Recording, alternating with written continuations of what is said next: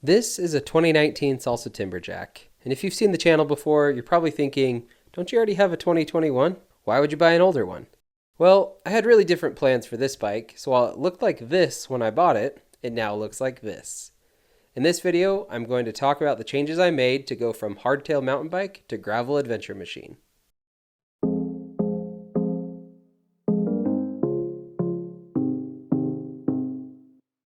So here it is. This is my Salsa Timberjack now in its gravel mode. So I'm gonna go over the changes that I've made. I actually didn't end up making all of the changes that I had planned to, just because I thought I had some parts that would work and they didn't end up working. But in the meantime, I think this is gonna work perfectly, and if I wanna make those changes in the future, I will. As you can tell right here, I'm running the Surly Moloko bars.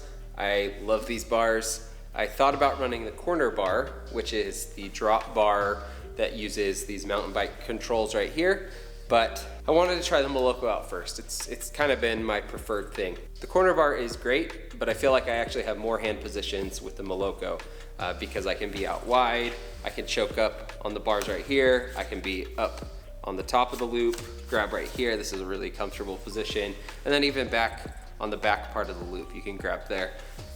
So I really like that. The other thing was I went to just do a quick test fit on the corner bars, and my brake housing is not quite long enough. You can see it's actually kind of having a little bit of a hard time with these Molokos.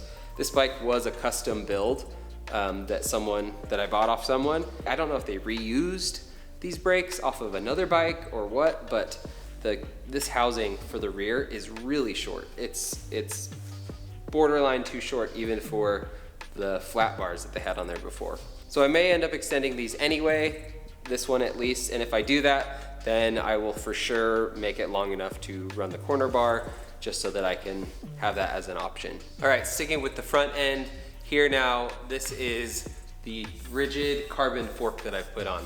This is from a place called DIY Carbon Bikes. While I would love to always just buy the brand name, say Whiskey Parts or Envy or Niner, whatever it might be, I think that a lot of people can't necessarily afford that, or it's a little bit cost prohibitive and maybe a little scary for them to drop that amount of money to not know how it might work out. So this was about half the price, actually a little less than half the price of the brand name.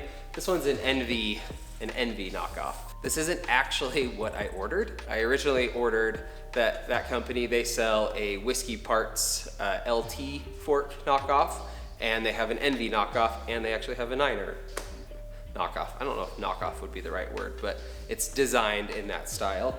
I originally wanted the Whiskey Parts version. The reason for that is it had an axle to crown of 500 millimeters, which fit more in line with this bike.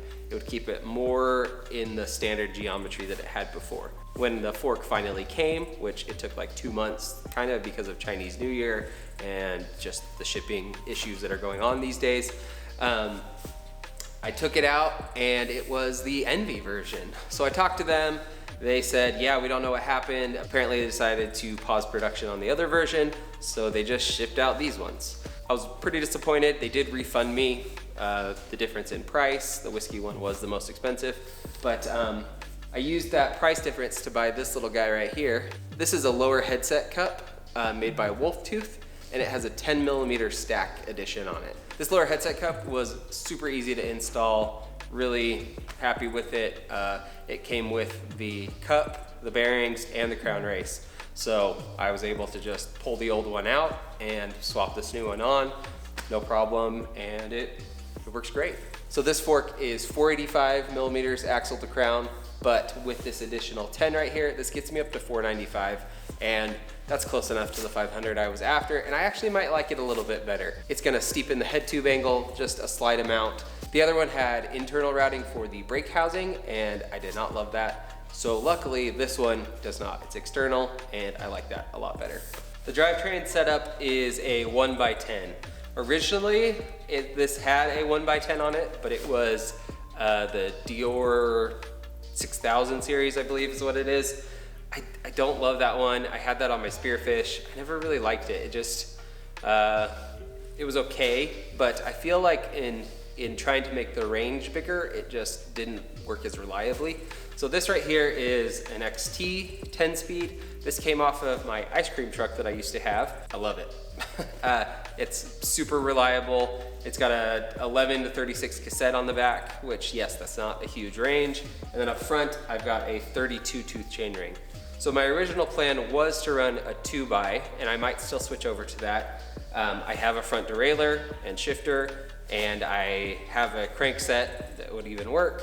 The problem is I don't have the correct mount for up here. For some reason, I thought this had a spot for a direct mount derailleur as part of the frame, but I guess I made that up. So I didn't have the right part, and I wanted to get this done and go test ride it before we got some snow. So I had this 32 tooth chainring already here, and I thought I would throw it on. I'm gonna test it out like this for a little bit.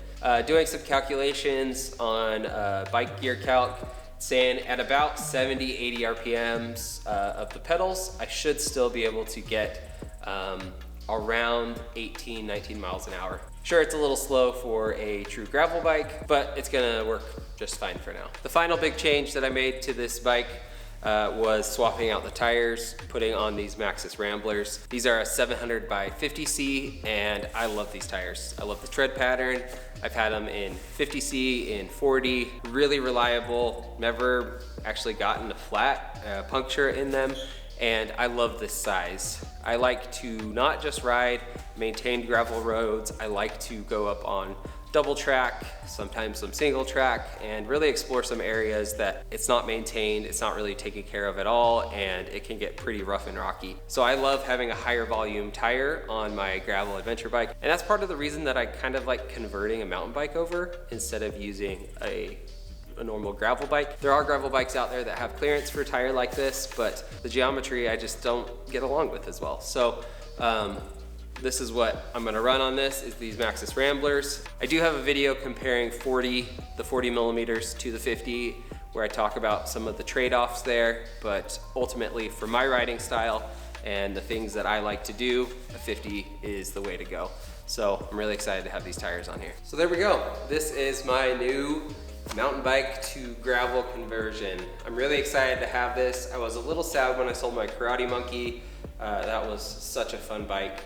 But ultimately, I think I'm gonna like this a little bit more. There's just a few things that I tend to like a little bit better about this one. So I can't wait to get out and ride this, but it is currently snowed about 6 or 7 inches outside, and we're about to dip into the negatives Fahrenheit. So it's gonna be a cold one the next few days, but next week should warm up. We're getting into spring, and so I can't wait to get out and ride this bike a lot more. I almost did a video focused mainly just on the build of this bike. If that's something you'd be interested in, let me know.